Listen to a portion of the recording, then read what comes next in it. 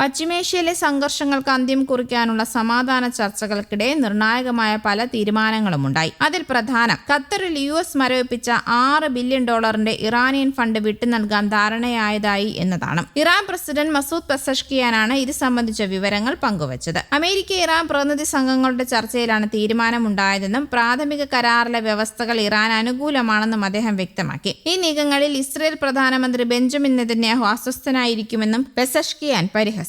അമേരിക്കയുടെ പ്രധാന ആശങ്ക ഇറാൻ ആണവായുധം നിർമ്മിക്കുന്നു എന്നതാണ്. എന്നാൽ ഇറാന് ബോംബ് നിർമ്മിക്കാൻ താൽപര്യമില്ല എന്ന് നേരത്തെ പലതവണ വ്യക്തമാക്കിയിട്ടുള്ളതാണ്. ഇത് രേഖാമൂലം അറിയിക്കാനും തയ്യാറാണ്. എന്നിരുന്നാലും സമ്പുഷ്ടീകരിക്കാനുള്ള അവകാശം ഞങ്ങൾ ഉപേക്ഷിക്കില്ല. മറ്റുള്ളവർക്ക് ഈ അവകാശം അംഗീകരിക്കുകയല്ലാതെ മറ്റു മാർഗമില്ല എന്നും പെസഷ്കിയാൻ കൂട്ടിച്ചേർത്തു. ഈ ഘട്ടത്തിൽ ഇരു രാജ്യങ്ങൾ തമ്മിലുള്ള നയതന്ത്ര ശ്രമങ്ങൾ വിജയിപ്പിക്കാനുള്ള എല്ലാ അവസരങ്ങളും നൽകേണ്ടത് അത്യാവശ്യമാണെന്ന് അന്താരാഷ്ട്ര ആണവോർജ്ജ ഏജൻസി ഡയറക്ടർ ജനറൽ റാഫേൽ ഗ്രോസിയും അഭിപ്രായപ്പെട്ടു. ഇറാന്റെ ആണവ ശേഖരത്തെക്കുറിച്ച് പൂർണ്ണ വിവരങ്ങൾ നൽകാനും പരിശോധനകൾക്ക് അനുമതി നൽകാനും നേരത്തെ അമേരിക്കയുടെ പിന്തുണയോടെ IAEA പ്രമേയം പാസാക്കിയിരുന്നു. ഇറാനും US കൂടാതെ മധ്യസ്ഥരായ പാകിസ്ഥാന്റെയും ഖത്തറിന്റെയും പ്രതിനിധികളും ചർച്ചകളിൽ പങ്കെടുക്കുന്നുണ്ട്. നിലവിലെ ചർച്ചകൾ മേഖലയിലെ സംഘർഷങ്ങൾക്ക് അയവ് വരുത്തുമെന്നാണ് വിലയിരുത്തപ്പെടുന്നത്. US ഇറാനും തമ്മിലുള്ള യുദ്ധം അവസാനിപ്പിക്കുന്നതിനുള്ള ഇടക്കാല കരാറിന്റെ ഭാഗമായുള്ള ആദ്യഘട്ട സാങ്കേതികതല ചർച്ചകൾ സ്വിറ്റ്സർലൻഡിൽ സമാപിച്ചു. പാക് ഖത്തർ സംഘങ്ങളുടെ മധ്യസ്ഥതയിലായിരുന്നു ചർച്ച.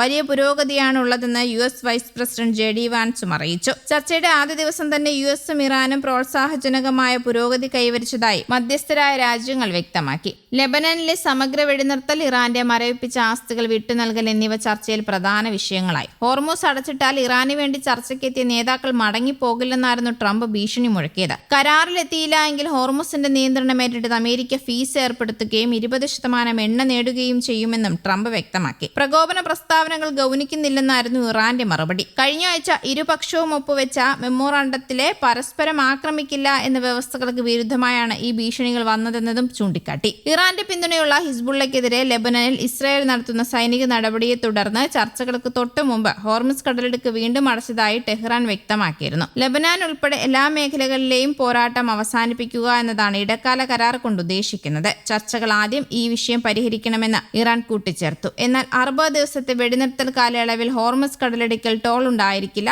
60 ദിവസത്തെ കാലാവധി കഴിഞ്ഞതിനു ശേഷവും ടോൾ ഉണ്ടായിരിക്കില്ല. എന്നാൽ ഈ കരാർ പൂർത്തിയാക്കുന്നതിൽ പരാജയപ്പെടുകയാണെങ്കിൽ മധ്യേഷ്യൻ രാജ്യങ്ങൾക്ക് സംരക്ഷണത്തിനായി നൽകിയ സേവനങ്ങൾക്കുള്ള പ്രതിഫലമായി കഴിഞ്ഞതും ഇപ്പോഴുള്ളതും ഭാവിയിലുള്ളതുമായ ചെലവുകൾക്കായി US ടോൾ ഈടാക്കാമെന്നാണ് ട്രംപ് ട്രൂത്ത് സോഷ്യലിൽ കുറിച്ചത്. ഇറാന്റെ ആണവ ചർച്ചകൾ ആരംഭിക്കുന്നതിനുള്ള പ്രധാന നിബന്ധനയായ ഇറാന്റെ എണ്ണ കയറ്റുമതിക്ക് മേലുള്ള ഉപരോധങ്ങൾ നീക്കുന്നതിനുള്ള US ഇളവുകളെക്കുറിച്ചുള്ള ഒരു കരട് കരാറിൽ ഇരുപക്ഷവും എത്തിയതായി ഇറാൻ അധികൃതർ അറിയിച്ചു. US vice president JD Vance, ഇറാന്റെ മുഖ്യ ചർച്ചക്കാരനായ മുഹമ്മദ് ഖാലിബാഫ്, വിദേശകാര്യ മന്ത്രി അബ്ബാസ് അരാഗ്ചി എന്നിവരുടെ നേതൃത്വത്തിലുള്ള ഇറാൻ പ്രതിനിധി സംഘമാണ് ചർച്ചയിൽ പങ്കെടുത്തത്. ദിവസങ്ങൾക്ക് മുമ്പ് ഡൊണാൾഡ് ട്രംപും ഇറാൻ പ്രസിഡന്റ് മസൂദ് പെസഷ്കിയാനും തമ്മിൽ ഏകദേശം 4 മാസത്തോളമായി തുടരുന്ന ശത്രുത അവസാനിപ്പിക്കാൻ ഒപ്പുവെച്ച താൽക്കാലിക കരാറിന് പിന്നാലെയാണ് ഈ ഉന്നതതല യോഗം ചേർന്നത്. ഈ പുതിയ തർക്കങ്ങളെ തുടർന്ന് പ്രതിനിധി സംഘങ്ങൾ തമ്മിൽ നടത്താനിരുന്ന പ്രതീകാത്മക ഹസ്തദാനവും സംയുക്ത ഫോട്ടോ സെഷനും റദ്ദാക്കിയിട്ടുണ്ട്. നിർദ്ദേശിക്കപ്പെട്ട ഫോട്ടോ സെഷൻ അമേരിക്കയുടെ വെറുമൊരു മീഡിയ ഷോ മാത്രമാണെന്ന് പറഞ്ഞ് ഖാലിബാഹും അരാഗ്ചിയും അതിൽ പങ്കെടുക്കാൻ വിസമ്മതിക്കുകയായിരുന്നു. തുടർന്ന് ഒരു തരത്തിലുള്ള സംയുക്ത മാധ്യമ പരിപാടികളിലും പങ്കെടുക്കില്ല എന്നും ഇറാൻ അധികൃതർ സംഘാടകരെ അറിയിച്ചു. ദക്ഷിണ ലെബനനിലെ തങ്ങൾ പിടിച്ചെടുത്ത പ്രദേശങ്ങളിൽ നിന്ന് ഇസ്രയേൽ സൈന്യം പിന്മാറില്ല എന്ന് ഇസ്രയേൽ പ്രതിരോധ മന്ത്രി ഇസ്രയേൽ കാറ്റ്സ് വ്യക്തമാക്കിയിരുന്നു. ലെബനനിൽ പ്രഖ്യാപിച്ച വെടിനിർത്തൽ നിലവിലുണ്ട് എങ്കിലും വടക്കൻ ഇസ്രയേൽ ജനതയുടെ സുരക്ഷ